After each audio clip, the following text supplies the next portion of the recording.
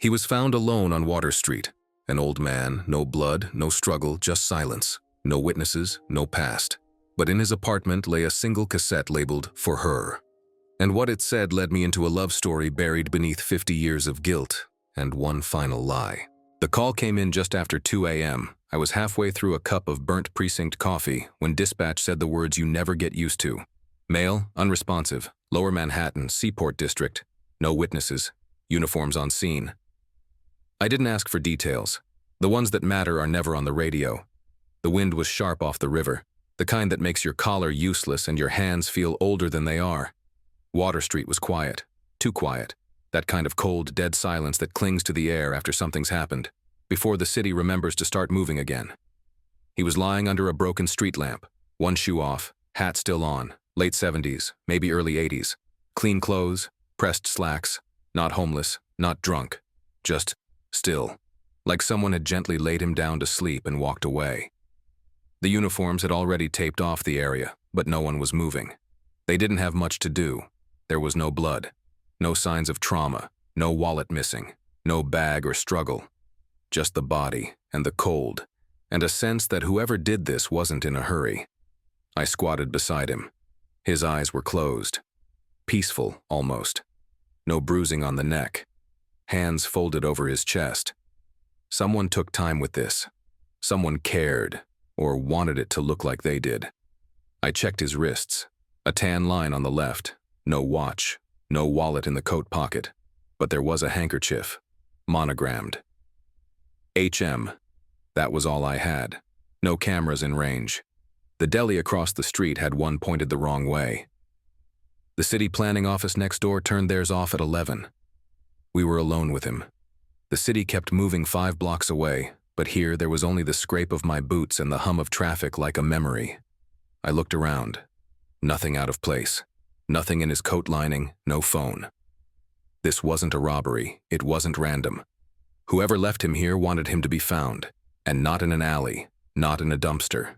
On a well-lit corner in one of the oldest parts of Manhattan, like a message, or maybe a goodbye. The ME arrived, no visible wounds. We'd wait on toxicology, but my gut said this wasn't poison. This was penance.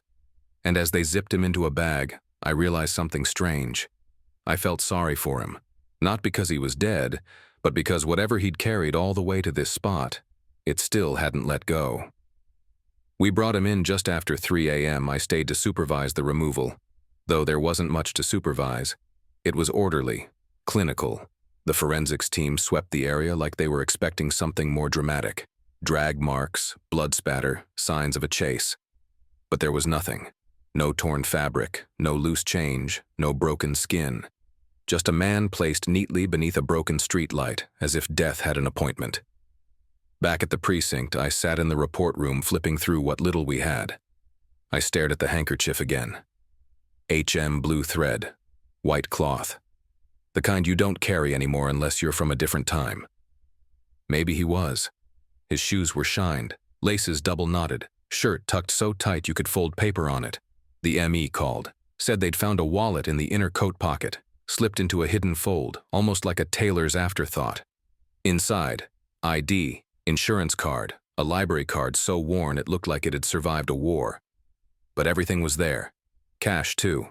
$97 in crisp bills, so not a robbery. I opened the wallet myself, as if the picture might tell me more than the name. It didn't.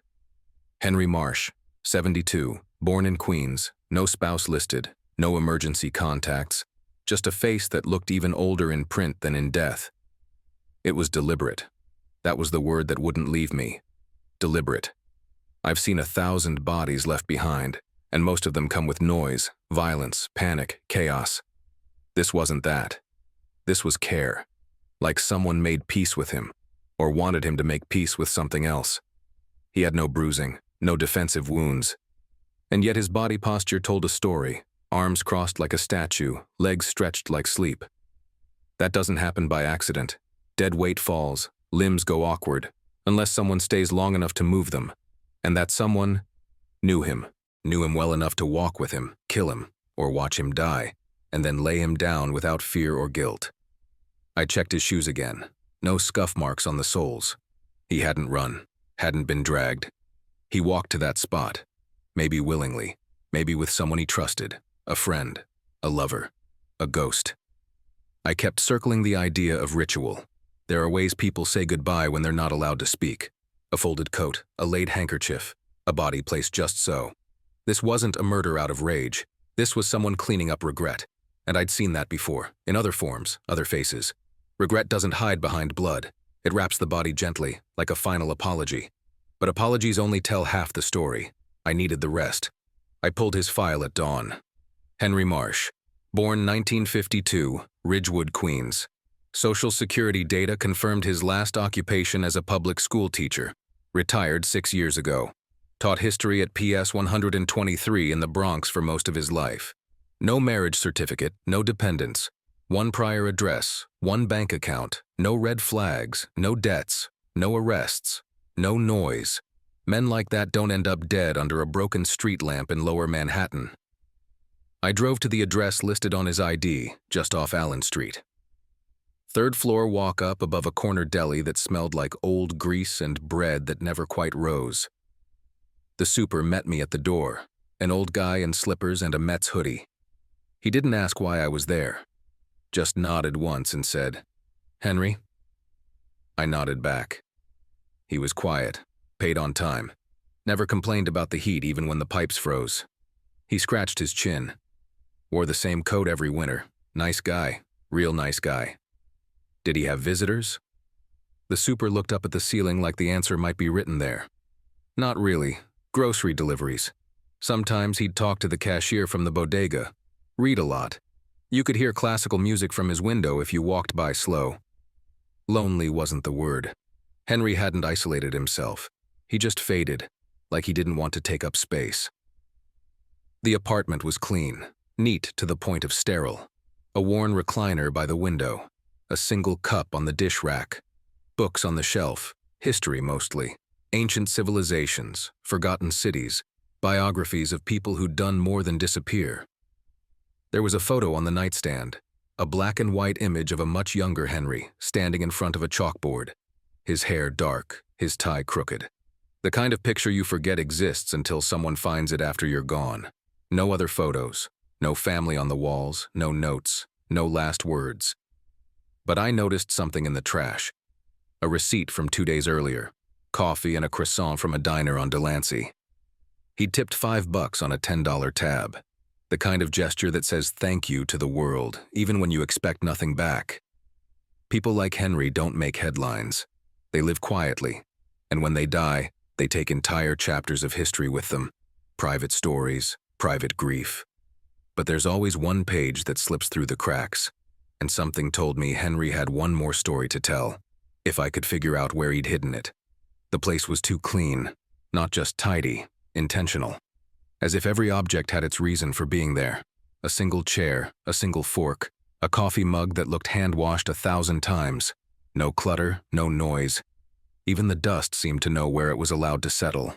Henry's apartment was the kind of room where time stops paying rent. Just a bed, a lamp, and the air of someone who had already begun saying goodbye a long time ago. There was no television. Just a stack of old jazz records and a turntable older than I was. The kind with a needle you had to guide gently, like a promise you didn't want to break. I flipped through the sleeves. Coltrane, Miles Davis, Bill Evans. All carefully preserved. Like sound was the only company he trusted. The bookshelves were stacked but organized. Every spine facing outward. Mostly history. A few novels, all paperback and creased from rereading. No notes in the margins. Henry was a man who kept his thoughts to himself. I checked the desk drawer. A few letters, mostly bills paid on time. One old postcard from Italy, sent decades ago. No name on it. Just, thought of you when I saw this. Then I saw the box, top shelf of the closet. Dusty, worn, the kind of cardboard you don't move unless you're ready to confront what's inside. I pulled it down and set it on the bed. Photos, dozens of them. Black and white, some in faded color. School trips, street corners. A young woman holding a flower, mid-laugh. But what stopped me cold was this. Most of the photos had faces cut out. Clean cuts. Not ripped, not torn. Precision work. A scalpel maybe, or a razor blade. And not just one or two, dozens. As if someone had gone through the memories with purpose, removing only certain people from the story. The same woman appeared again and again, once with Henry at a train station, once on a fire escape, once seated at what looked like a park bench in Central Park. Her face was always missing, but Henry's remained. It was like looking at the negative space of a life, the shape of someone erased, but still undeniably present. I didn't know her name, didn't know what she meant to him. But I knew one thing. You don't go to that kind of trouble unless forgetting hurts more than remembering. I slipped one of the photos into my coat pocket. There was a story here, and it wasn't finished. Not for Henry, not for her. And now, not for me. Sometimes a man's silence tells you everything. You just have to be willing to listen to what isn't there. She lived 2 doors down. Name was Marta, mid-50s, maybe older, with sharp eyes and a cardigan wrapped tight like armor. I found her leaning against the stairwell railing with a cigarette burning low between 2 fingers. She didn't ask what I was doing there. I think she already knew. "Henry," she said before I could speak. "Quiet man." "I've gathered," I replied. She took a drag, looked out through the wired glass window like the city beyond could explain something we both missed. "He didn't talk much," she said, "but he listened, always listened." I waited. She nodded to herself, then added, "He had a visitor every Wednesday, like clockwork, between noon and 1. Never missed a week. Friend. Maybe once, not lately." "What do you mean?" She never smiled, never touched him. She'd knock, go inside, and when she left, he looked smaller. "Describe her." 60-ish, thin, pale, always dressed like she was coming from a funeral. Marta tapped her cigarette. Black dress, black shoes, black gloves in the summer. One of those old-fashioned types. "She ever speak to you?" "Once." I said, "Good afternoon." She said, "It's not." I let that sit for a second. "Recognize her from the neighborhood?" "No, never seen her outside that hallway." "Did you ever hear them argue? Yelling?"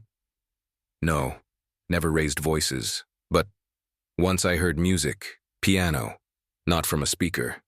Real playing, just for a few seconds." She looked at me, brow furrowed like she was solving her own memory in real time. That was the only time I ever heard sound from his apartment. "Which Wednesday was that?" 2 weeks ago." 2 weeks. Which meant she'd visited the Wednesday before he died, and possibly the one just before that too. It wasn't random. She wasn't a stranger. She was a ritual, just like the placement of his body, just like the folded hands, just like the silence. "Think she killed him?" Marta asked. I shrugged. "Not yet." "She was grieving something," Marta said, almost to herself. "Maybe they both were," I answered. The cigarette burned out. She let it fall and crushed it with her heel. I thanked her. She just nodded again and walked away. Back in the hallway, I looked at Henry's door. Closed. Quiet. But something had passed through there week after week. Something dressed in black, carrying a history neither of them could seem to bury. It wasn't love. Not anymore. It was something colder, more private, like a shared punishment. And I had a feeling. She wasn't done yet. The bedroom was as plain as the rest. No clutter, no excess, just utility. A bed with hospital corner sheets, a single pillow, no framed pictures, no signs anyone else had ever shared the space. But the nightstand held something different. A small, unmarked cardboard box, light, too clean to have collected dust like the others. I opened it, expecting maybe letters or medication. Instead, I found a cassette tape, old, faded label, the kind you used to record late-night radio with. In shaky pen, just 2 words, "For her." That was it. No name, no date, no explanation. I turned it over. No case, no sleeve, just the tape, coiled tight and quiet like it was holding its breath. But there was no player in the room. None in the apartment either. Not even the kind attached to the old stereo system in the living room. Just the turntable. Vinyl only. Clean needle, working amp, no cassette deck. Which meant he hadn't listened to it recently. Which meant he either didn't need to, or couldn't. It struck me like a sudden draft. This tape was never for him. It wasn't meant to be played back by Henry. It was meant to be received, like a message written years ago and sealed until the right hands opened it. But those hands hadn't come, or maybe they had, and hadn't taken it. I slipped it into an evidence bag, but not before staring at the handwriting again. For her, not to her, not about her, for, like a gift or a confession. I searched the bedroom for anything that matched, a second tape, a notebook, anything. Nothing. Just a desk with drawers that creaked when opened, all empty. One pen, no paper. Whatever this was, it was deliberate, composed. And judging by how neatly it was placed on the nightstand, I'd say Henry knew he wouldn't wake up the morning after he left it there. It was his final act, his way of passing something on, something too heavy to say in person, or too late to say at all. I took the tape with me, stopped by a second-hand shop in Soho that sells dusty tech no one wants anymore. Found a working cassette player for $9 and some change. The guy behind the counter didn't even look up. I told him it was for a case. He said, "Aren't they all?" Back in the precinct, I locked the door, turned off the overhead lights, and pushed the tape in slow. The machine clicked. It began to turn. And I heard his voice. Not scared, not angry, just quiet, worn down. "Her name was Ava," he said, "and I never told her what she deserved to know." Then the tape cracked, buzzed, and went silent. And just like that, the city's silence had a name. The branch library on East Broadway still smelled like old paper and waxed floors, the kind of place where whispers felt like shouting. It was quiet, too quiet for most of the city, but not for Henry. I showed the clerk his photo, expecting a shake of the head and a polite dismissal. Instead, her eyes widened just a little. "That's Mr. Marsh," she said. "He used to come in every Tuesday morning, like clockwork." "How long ago?" She thought for a moment. "Years. Stopped maybe 2, maybe 3 months back. We figured he moved or, you know." Her voice trailed off in that way people do when they're trying not to say the word died. "What did he do here?" "He was quiet, brought his own notes, always asked for microfilm access. We keep the old stuff down in the basement archives. He was the only regular who used it." "Did he ever say what he was looking for?" She looked at me, cautious now. "He said it was personal, always polite, carried a notebook, yellow legal pad, handwriting like a teacher." I nodded. "He was." She brightened at that. "That makes sense." I asked if the archives were open. She hesitated, then led me down a narrow stairwell into the kind of basement you only find in cities like this. Damp, yellow-lit, filled with ghosts pressed between newspapers and forgotten city records. She pointed to the microfilm reader. "That one," she said. "Always that one. He'd sit here for hours, never disturbed anyone." The drawers beside the machine held reels going back decades, old copies of the Village Voice, New York Tribune, even defunct borough papers most people forgot existed. I pulled a few at random, 1971, 1973, 1975. "What years did he usually request?" I asked. She thought again. "Mostly early 70s, sometimes late 60s. Once he asked for 1973 4 weeks in a row." I narrowed in. "Did he ever print anything?" "We don't log it, but we do keep discard bins. I found a couple of clipped articles a while back. Didn't throw them away. Felt, I don't know, personal." She rummaged through a drawer behind the counter and returned with a small folder. Inside, a few crumpled printouts, some with underlined names, a coffee stain in one corner. One headline jumped out. "Local woman missing after shift at East River Cafe. October 14th, 1973. The photo was faded, but the shape of the woman's face, her posture, her eyes, it matched the negative space from the cutout photographs in Henry's apartment. Same height, same tilt of the head, same invisible presence. Her name was Eva Lorne. I looked at the librarian.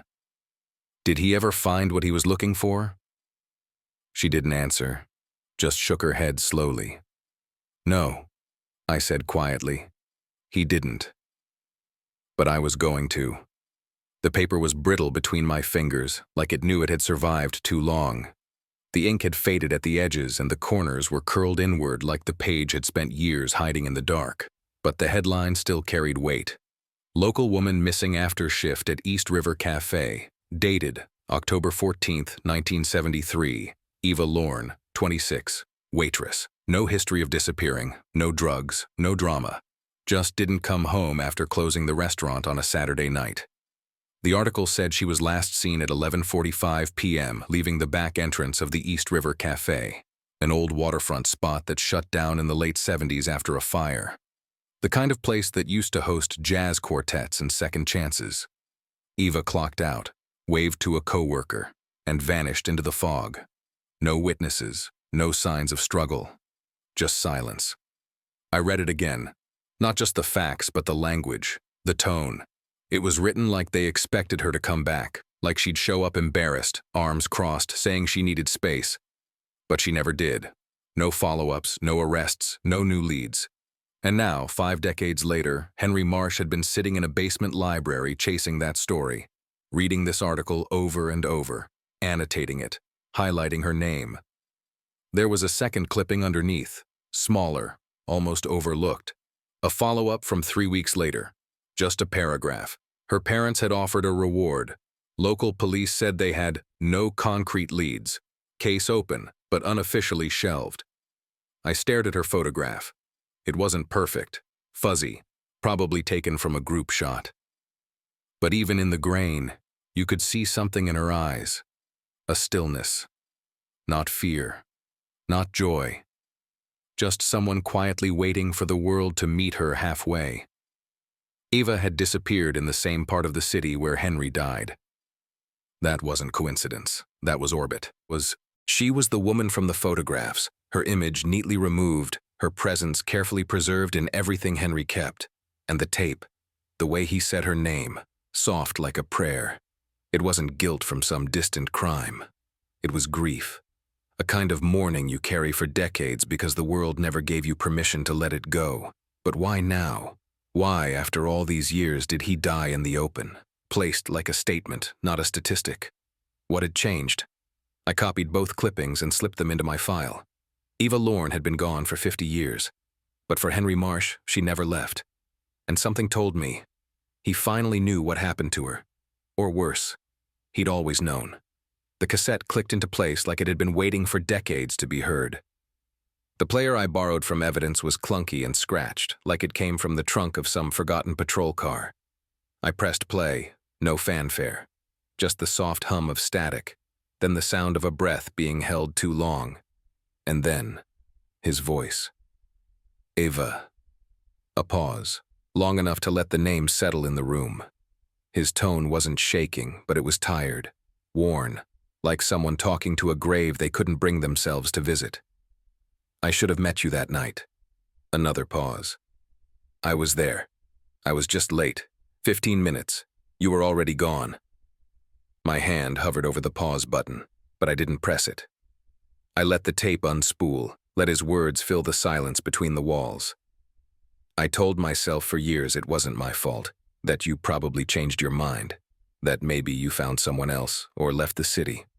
I even tried to believe you'd send a postcard one day. A faint laugh, hollow. But I knew. Deep down, I always knew. The way your sister looked at me when she asked where you went, the way your mother stopped calling, they knew too. They just didn't say it. He coughed, not out of sickness, out of weight, like the words were bricks. I think someone took you, Eva. I don't know who. But I think I was supposed to stop it. I think if I'd been on time. The tape crackled.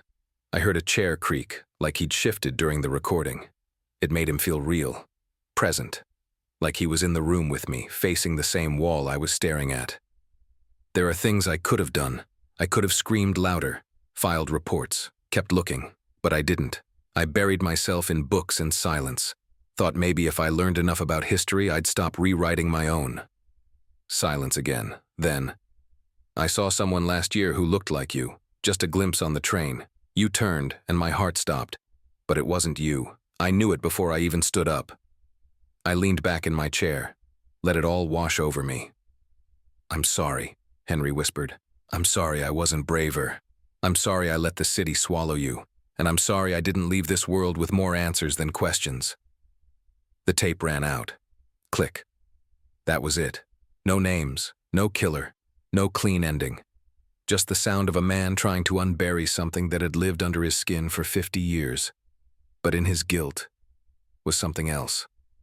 He wasn't just confessing. He was trying to pass the torch to someone who still had time. And now, that someone was me. The receipt was tucked between two books in Henry's apartment, folded neatly like it meant something. A simple piece of thermal paper, faded from age, but still legible enough to make out the name. The Clock Tower, dated 2 weeks before he died. Coffee, black, rye toast, cash paid. I almost missed it. Looked like any other old man's breakfast habit, until I saw the address. Pier 15, East River. The name rang a faint bell. I looked it up. Nothing recent. No current restaurant by that name. But in a 1973 city registry database, the Clock Tower came up. A jazz-style supper club on the water, known for its sweeping view of the skyline and strong cocktails. It closed in '75 after a kitchen fire gutted the back half of the building, a casualty of age and insurance delays. Most people forgot it ever existed, but Eva didn't. According to the old article, that's where she worked. And Henry, he just happened to eat there again, 50 years later, if only for toast and coffee. The building had been repurposed, turned into a waterfront art gallery and event space. The sign was long gone, but the bones were still there. The same brickwork, the same arched windows facing the Brooklyn Bridge. History doesn't vanish in New York, it just changes clothes. I walked in and flashed my badge. The guy at the front desk wore a scarf indoors and looked like he didn't trust anyone who remembered landlines. "We don't get many detectives here," he said. "I'm not here for the art." He raised an eyebrow. Obviously. I showed him the receipt. He squinted at it like it might be a prank. "This came from your register," I said. He nodded slowly. "Yeah, we have a corner bar set up for morning hours. Some of the old-timers from the neighborhood come by. Regulars, talk to no one, drink alone. He must have been one of them." "Did he speak to anyone? Seem out of place?" "Didn't talk at all, just looked out the window." "Which one?" He pointed to a table at the far end, by the window facing south, just where the East River bends beneath the Brooklyn Bridge. The sunlight hit it at an angle that made everything outside look faded, ghost-like. "That table?" I asked. He nodded. "Every time." I stood there for a moment. Henry hadn't come here for the food. He came to sit where she once stood, maybe where he'd first seen her, maybe where they said goodbye. The place had changed, but the view hadn't.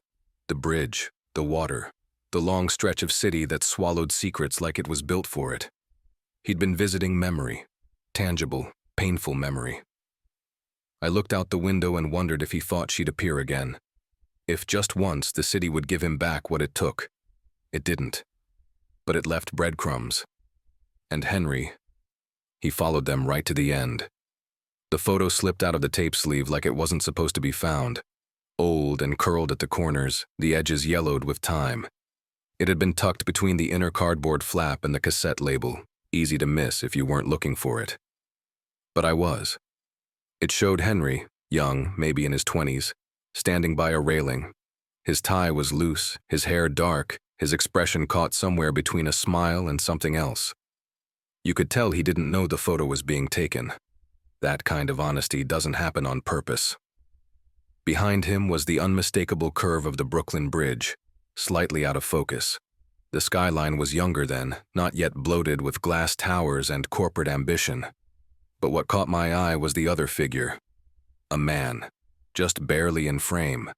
Only the left shoulder, part of a coat, and a fedora tilted low. No face, no details. But you could tell by the angle he wasn't a stranger passing by.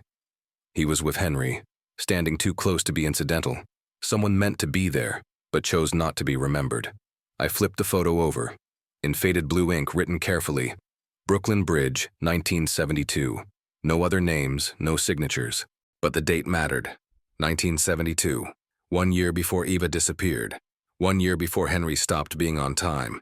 And now this unknown man, frozen in partial memory, was surfacing in the margins again. Not a boyfriend, not a brother. Someone else. A question. Why would Henry hide the photo in the tape sleeve? Not among his other keepsakes. Not in the photo box where faces had been cut out. This one was intact, almost protected. Unless he wanted the person listening, her maybe, to see it, to remember what he wouldn't say. Was this the man who was supposed to meet Ava with him that night? A friend? A threat? Something in Henry's posture in the photo said discomfort, like he was smiling for someone he didn't quite trust, or maybe someone who had power over him. I took the photo back to the precinct, scanned it, blew it up, and tried to isolate details. Wool coat, buttoned high, left hand in the pocket, no ring, no tattoo, just a wristwatch barely visible beneath the cuff. Old-style silver band. Hard to trace, but it told me something. This man wasn't a drifter. He was put together. He belonged. And if he was with Henry in 72, maybe he was part of what happened in 73. Maybe he's the reason Henry never showed up, or maybe he made sure Eva didn't. Sometimes the truth isn't in what people tell you. It's in who they try to leave out. The address was buried in a manila folder from the city archives, handwritten, probably by Henry himself, tucked in the back pocket of one of the library's microfilm printouts. No label, just a name, Sylvia Lorne, and an address in Queens that looked like it hadn't seen an envelope in decades. I drove out there the next morning. The sun was too bright for what I was carrying. The house sat on a quiet street lined with identical bungalows that hadn't changed since the Eisenhower years. It looked like the kind of place where no one ever moved out, just got quieter. The lawn was trimmed with care, but not pride. Curtains drawn, no doorbell, just an old brass knocker shaped like an angel with one wing broken off. I knocked. Nothing. I knocked again. Louder this time. Still nothing. But then the curtain twitched. A single eye peeked out. The door cracked just wide enough for a voice to slip through. I don't talk to strangers. Detective Michael Raines, NYPD, I said, flashing my badge. It's about your sister. That got her. The door stayed closed, but the latch clicked open. A pause, then the knob turned. The door creaked wider. She was small, sharp-featured, dressed in a sweater 2 sizes too big, her hair pulled back into a tight gray knot. No makeup, no welcome. I haven't talked about Eva in a long time, she said. I'm not here to reopen anything for no reason, ma'am, I said. But I believe someone close to her recently died, Henry Marsh. She froze. Not a blink, not a flinch. Just stillness. And then, without a word, she stepped aside. I followed her through a living room that smelled like old books and stronger tea. A faded recliner faced a television that hadn't been on in days. A single photograph on the mantel. Eva, smiling, early 20s, arms around a woman I now realized was Sylvia, before everything. She sat across from me at the kitchen table and didn't speak for a full minute, just stared down at her hands like she was preparing to hold something too heavy. I always thought it was him, she said finally. Henry? She nodded. They were in love, stupid kind.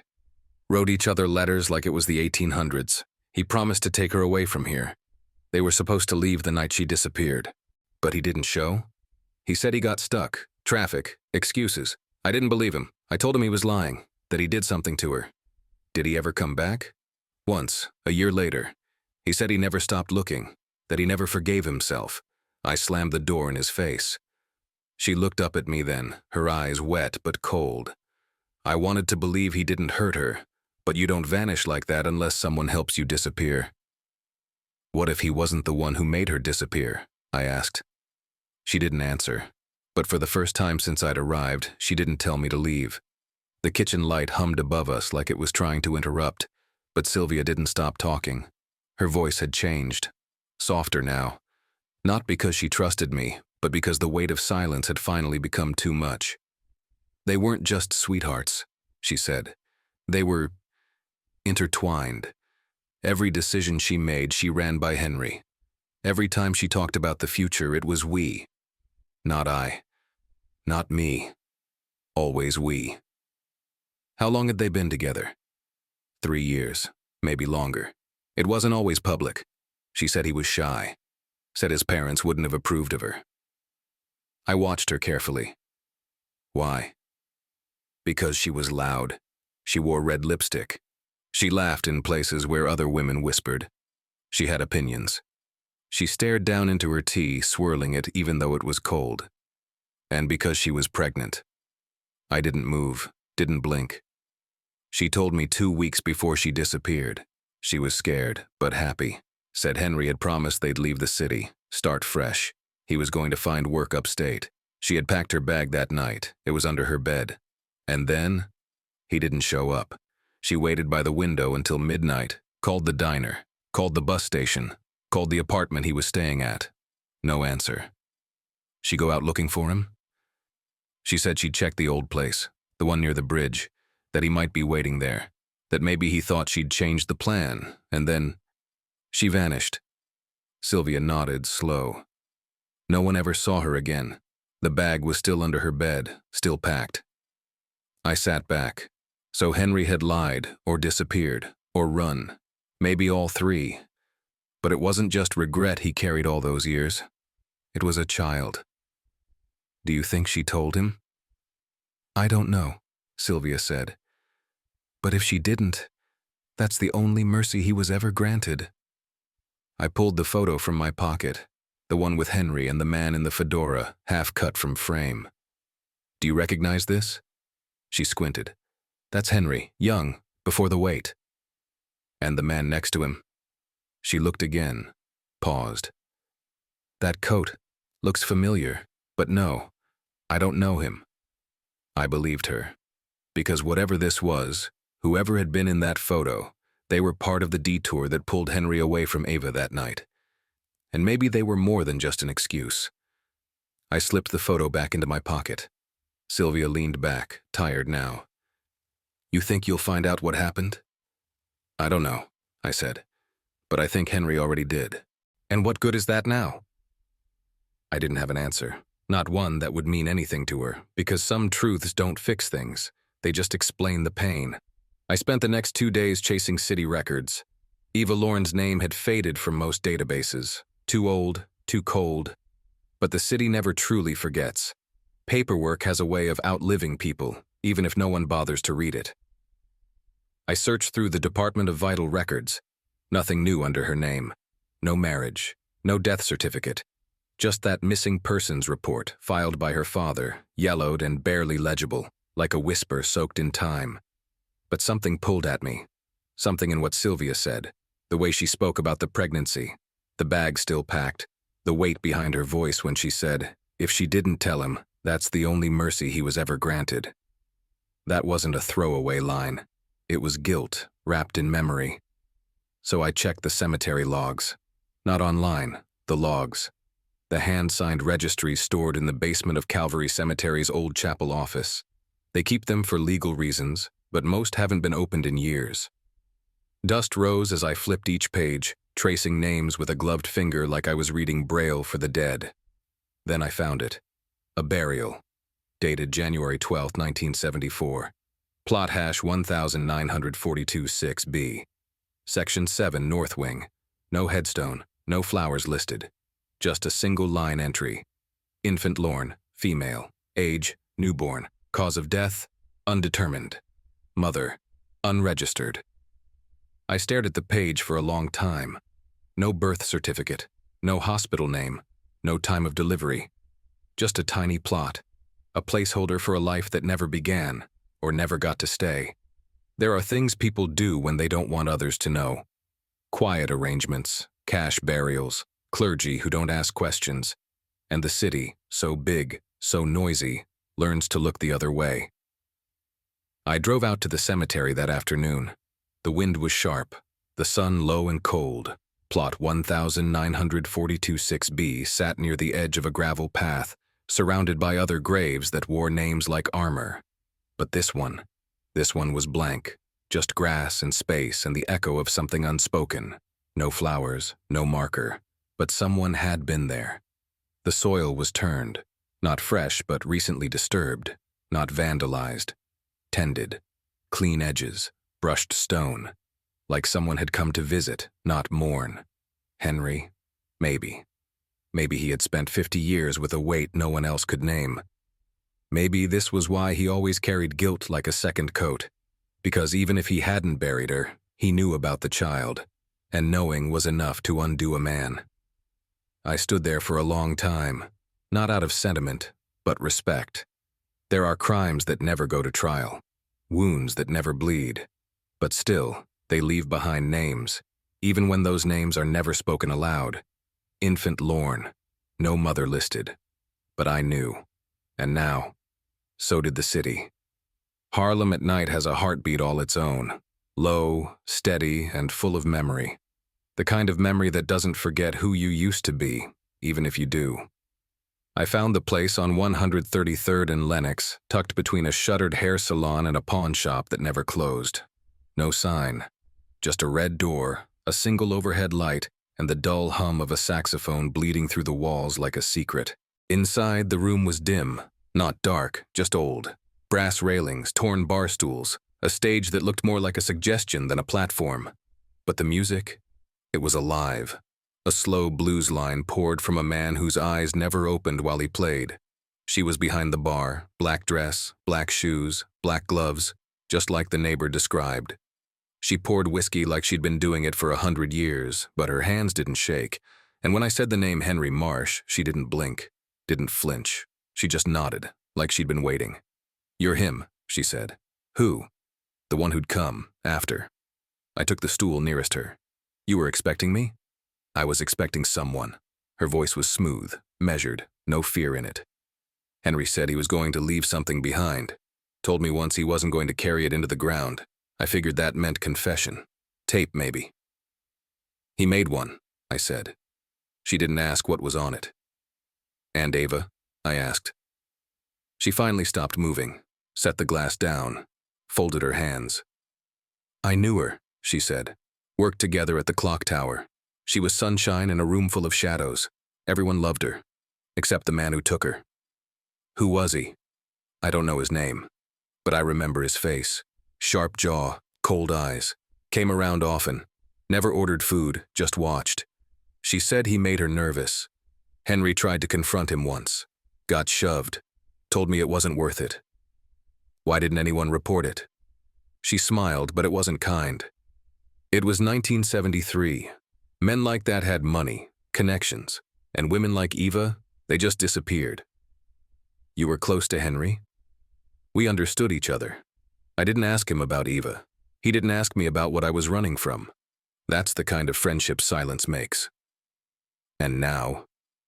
"Now," she said. "He's gone, and she's still missing. That's all that's ever been true." I took the photo from my coat, Henry and the man in the fedora. I placed it in front of her. "Do you know him?" She stared at it, then quietly. "He used to sit at the end of the bar, never drank, wore gloves. I always thought that was strange." "Why?"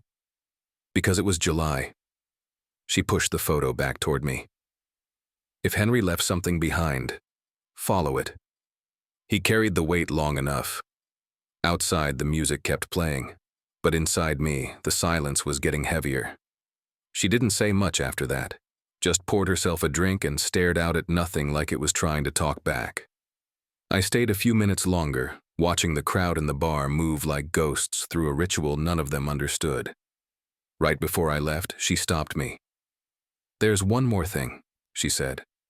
I turned. Henry came every Wednesday, never missed a week. Always brought white lilies, same kind, same number, 6 stems, wrapped in paper, no card. "Here?" She shook her head. "Riverside Park, same bench, north end. Overlooks the water. He'd sit for an hour, just sit, then leave the flowers and go." I drove there the next morning. The air was cool, but not cold. The kind of New York morning where nothing's wrong on the surface, but everything still feels unsettled. I found the bench. It looked like any other. Chipped paint, a little rust, worn smooth by time and weather. But someone had carved initials into the wood, H and E faded, but still there. There were no flowers that day, but under the bench, tucked just out of sight, was an old receipt. Lilies purchased weekly from a shop that closed 2 months ago. I traced the name. Same handwriting as the note on the cassette. His. I sat there for a long time, tried to picture him in this exact spot, week after week, carrying a memory he could never lay to rest. Not publicly, not fully. 6 lilies, every Wednesday, like a clock wound by guilt. He knew Eva was never coming back, that much was clear. And still, he showed up, not to find her, not to ask questions, to remember her in the only way he could. And then it hit me. He wasn't just grieving, he was punishing himself. Because whether he'd pulled the trigger, told the lie, or simply walked away, he had helped bury the truth. Let it rot in the silence between what he knew and what he chose not to say. Maybe out of fear, maybe out of shame. But he never stopped returning. That kind of devotion doesn't come from innocence. It comes from a man who knows he failed someone who trusted him completely. And when I looked out over the water, I wondered how many others sat on this bench with things they'd never confessed. New York hides 1,000 secrets in plain sight. But Henry Marsh? He left his on display, one flower at a time. The floorboard in the bedroom clicked different than the others. Just barely, a whisper underfoot, but different enough that it made me stop. I pried it up with the back of my pen, expecting maybe a stash of cash, a key, an old love note. What I found was a single envelope, yellowed at the corners, sealed but never addressed. No stamp, no name. Inside, one sheet of paper, folded once. Handwritten. It wasn't dated. But I knew when it was written. The words weren't shaky. They were exact. Like each line had been written 100 times in his head before ink ever touched paper. Ava, I never said goodbye because I thought I'd see you again. But I was wrong. I waited too long. And when I finally came back, the city had swallowed you whole. I looked, but not hard enough. I asked questions, but not the right ones. And worst of all, I let them convince me that maybe you left on purpose. That line alone told me everything. He knew something. You trusted me. You told me you were ready. That night at the clock tower, I saw the fear in your eyes, and I told you it would be okay. But when I walked out, I wasn't alone. And I let him talk me down. Told myself we could wait a week. That we had time. You were gone the next day. I reread that paragraph twice. I don't know what happened after that. Not for sure. But I know what I let happen before. I let you walk home alone. I let someone follow you. And I knew who he was. I just didn't want to believe it. There was no name, no accusation, but it didn't need one. I didn't kill you, Eva. But I didn't protect you either. And I've spent every year since then wondering if the difference even matters. His signature wasn't at the bottom, just the same 2 initials from the photo carved into the bench, H and E. The letter was folded with care, like he meant to mail it one day. But it never got a stamp, never got an address. It just sat under a plank of wood, buried beneath years of routine, waiting for someone to read what he couldn't say out loud. This wasn't a murder confession. It was something worse. It was a confession of silence. A man who watched the moment pass, who felt it happening and still did nothing, who let fear of a name, of a consequence, turn into a lifetime of penance. And now that penance was mine to carry forward. Not because I owed him, but because the city never found her. And maybe now, it finally could. The river doesn't answer questions. It just moves, relentless, cold, indifferent. And on nights like this, it feels like the only thing in the city that still tells the truth. I stood at the edge of the East River where Henry used to sit. The bench behind me was empty. No lilies, no note. Just me and the water and the slow churn of what never got said. There was no one to arrest, no courtroom waiting, no smoking gun tucked into a drawer or name written in blood. Just a man who waited too long and a woman who never got to leave. I'd gone through every angle, every piece, the photo, the tape, the missing friend in the fedora, the burial plot for a child no one claimed. And I realized something I didn't want to admit. Some truths die before we can name them. Who took Eva? I'll never know for sure. Maybe Henry did. Maybe he didn't. Maybe it was the man in the shadows with gloves in July. Maybe it was the silence itself. The way fear paralyzes people, makes them choose safety over justice, makes them walk away from someone they love and then spend the rest of their lives pretending they didn't. But this wasn't a case file anymore. It was a eulogy. Not just for her, but for him. Henry carried that night like a weight strapped to his spine. He went back to the place they were supposed to run from, sat in it, steeped in it, week after week, lily after lily, like he was trying to rewind something the city had already erased. And when he finally had enough, he didn't run, he didn't hide. He laid himself down in the open and let the city find him, just like she'd never been found. Not as a victim, not as a suspect, but as a man who failed someone who believed in him. The department won't open a case. Too cold. No evidence, no names. The file will sit in the archives with 1,000 others, forgotten by everyone but me. But I'll remember. I'll remember Henry's voice cracking when he said her name. I'll remember the look on her sister's face when she realized someone still cared enough to knock on her door. I'll remember the white lilies on that bench, 6 stems, wrapped tight, no card. And I'll remember that this city of silence, doesn't care about the noise we make when we're alive. It only listens to what we leave behind. Henry didn't leave justice. He left a map. And sometimes that's all the dead can offer. I stood there for a long time, just listening, and let the river take the rest.